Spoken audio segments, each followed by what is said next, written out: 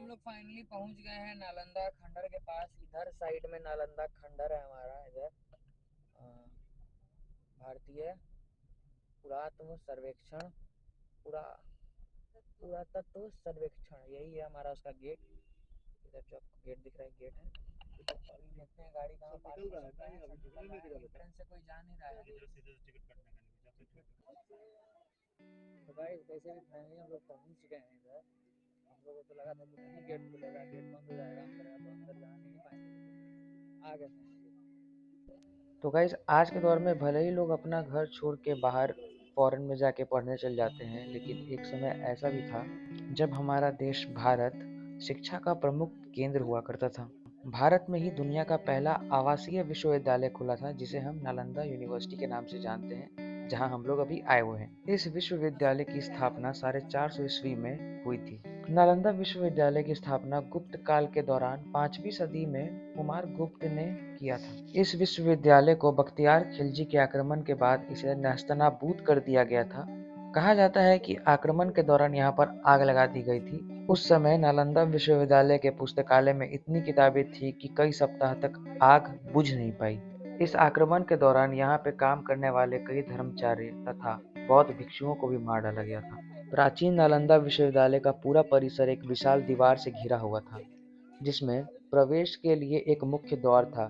उत्तर से दक्षिण की ओर मठों की कतार थी और उनके सामने अनेक भव्य स्तूप और मंदिर थे। मंदिरों में बुद्ध भगवान की सुंदर मूर्तियां स्थापित थीं, जो अब नष्ट हो चुकी हैं। नालंदा विश्वविद्यालय की दीवारों के अवशेष आज भी इतने चौड़े हैं कि इनके ऊपर से ट्रक चलाया जा सकता है। पटना से 90 किलोमीटर और बिहार शरीफ से मात्र 12 किलोमीटर दूर दक्षिण में आज भी यह विश्व प्रसिद्ध प्राचीन बौद्ध विश्वविद्यालय खंडहर बन चुका है।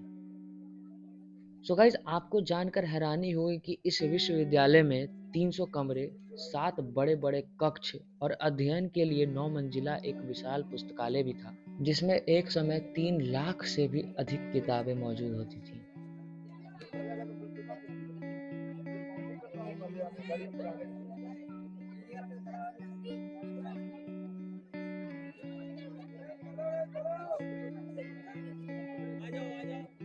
नालंदा को तक्षशिला के बाद दुनिया का दूसरा सबसे बड़ा प्राचीन विश्वविद्यालय माना जाता है।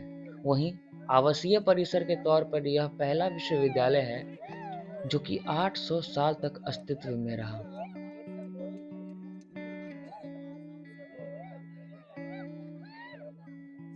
इस विश्वविद्यालय में विद्यार्थियों का चयन मेरिट के आधार पर होता था और यहाँ के छात्रों को निःशुल्क शिक्षा दी जाती थी। इसके साथ ही साथ उनका रहना खाना भी पूरी तरह से निःशुल्क होता था।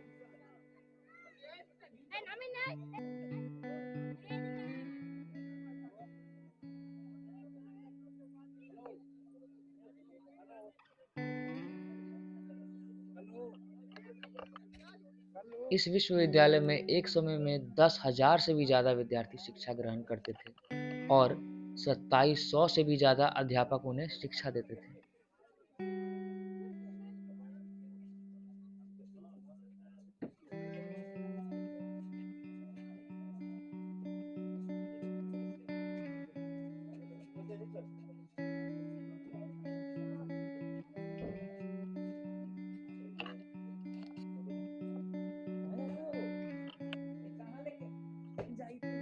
नालंदा में सिर्फ भारत से ही नहीं बल्कि कोरिया, जापान, चीन, इंडोनेशिया, ईरान, ग्रीस, मंगोलिया समेत कई दूसरे देशों से भी छात्र पढ़ाई करने के लिए आते थे।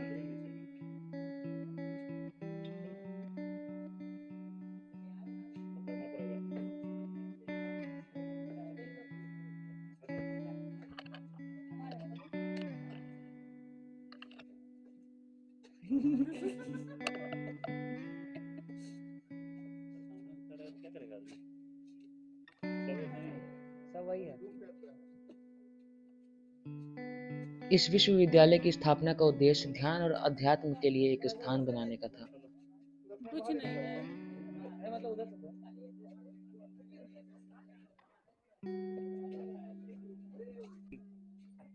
यहाँ ऐसा भी कहा जाता है कि गौतम बुद्ध ने कई बार यहाँ की यात्रा की और यहाँ पे बैठकर ध्यान लगाया।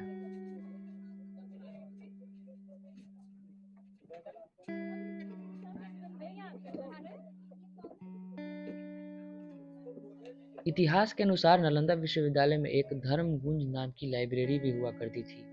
इसका मतलब सत्य का पर्वत से था। लाइब्रेरी के 9 मंजिले में 3 भाग थे, जिनका नाम रत्नरंजक, रत्नोदधि और रत्नसागर था।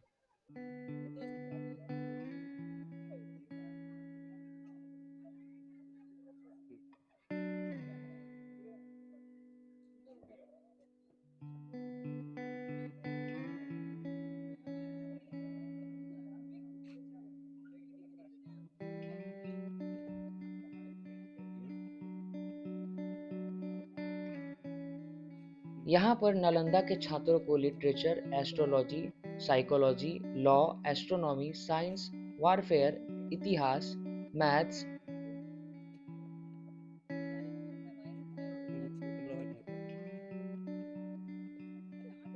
Architecture, language science, economic, medicine समेत कई विषयों को पढ़ाया जाता था।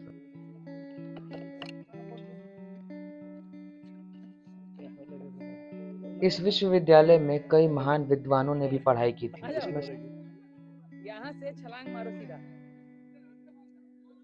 यहाँ से छलांग मारो सीधा।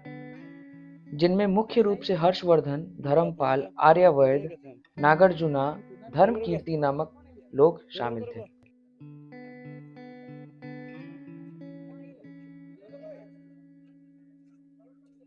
नालंदा यूनिवर्सिटी का इतिहास चीन के हैनसांग और इत्सांग ने खोजा था। यह दोनों 7वीं शताब्दी में भारत आए थे। इन दोनों ने चीन लौटने के बाद नालंदा के बारे में विस्तार में लिखा और इसे विश्व का सबसे बड़ा विश्वविद्यालय बताया।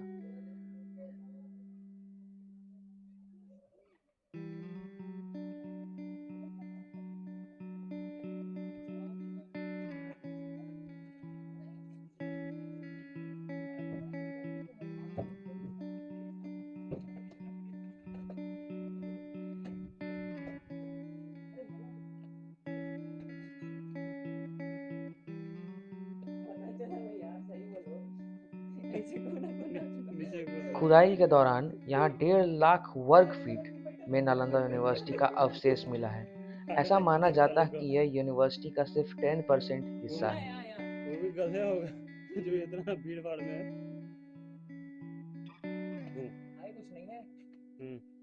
कुछ नहीं है। चलो आप हो गया।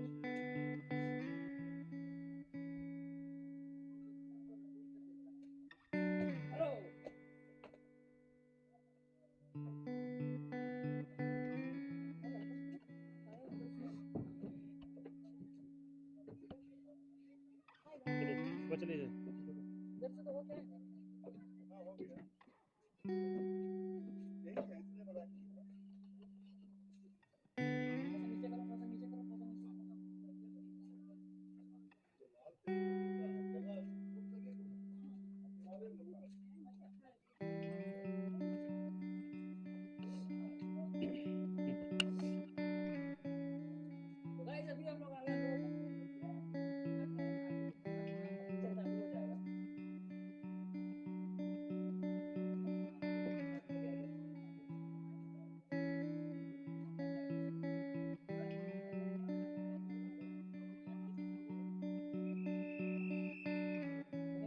सनलाइट में आते ना तो लाइट अच्छा रहता ना, थोड़ा सा सनसेट हो रहा है, दिखाओ दिखाओ।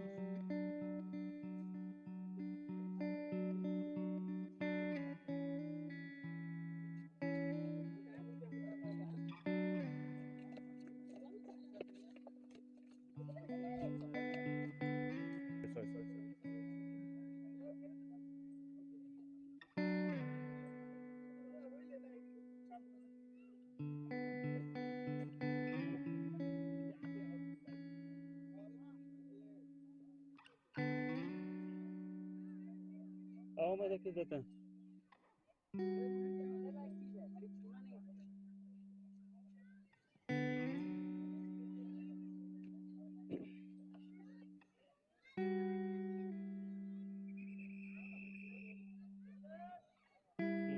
मम्मा आओ मम्मा आओ।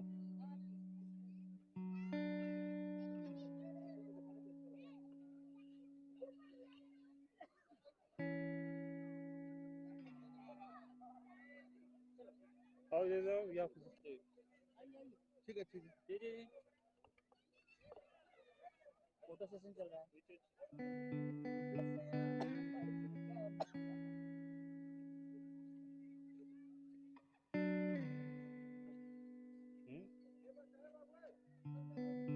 अच्छा अच्छा चल चल निकल रहे हैं, निकलना था ब्रो।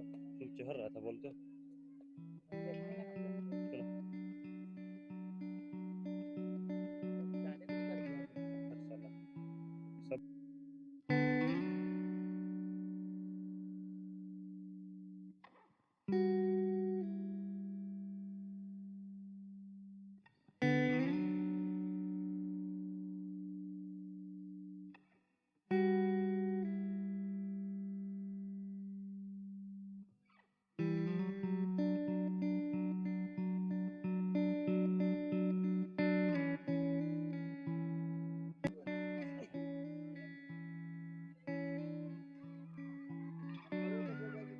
तब चलो चलो हो गया पाप तुम्हारा खत्म हुआ चलो।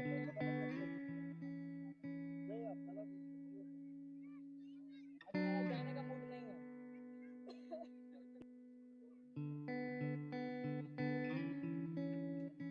भाई आज मजा बहुत ज्यादा है यार, सांप एकदम मजा आया।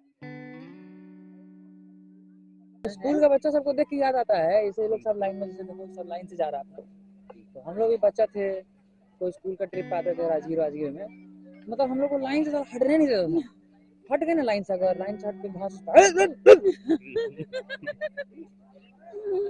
वो सब कतार में है, सब आइडेंटिटी कार्ड लिए हुआ है, बच्चा गिनाया हुआ है, उसमें उतना जितना बच्चा है, 100 बच्चा है तो 200 समोसा ही लोग के पास आया हुआ होगा, 200 नमकीन आया हुआ होगा, 200 रसगुल्ला होगा, लेकिन